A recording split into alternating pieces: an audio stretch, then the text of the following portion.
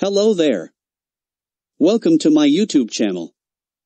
Today I will show you how to tackle problems on chain drives in Mechanics of Machines 1. Let's begin with this question. A chain drive is used for reduction of speed from 240 rpm to 120 rpm. The number of teeth on the driving sprocket is 20.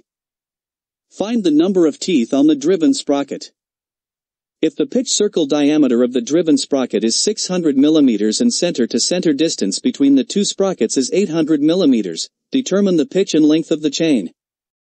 Solution. N1 equals 240 rpm.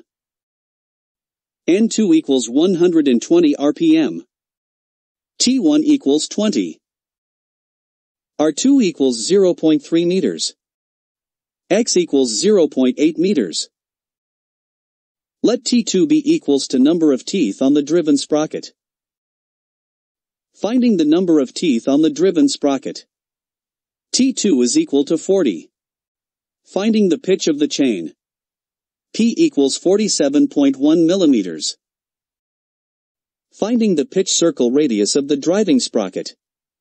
R1 equals 150.5 millimeters.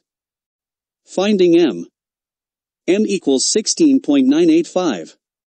Finding the multiplying factor. K equals 65. Finding the length of chain.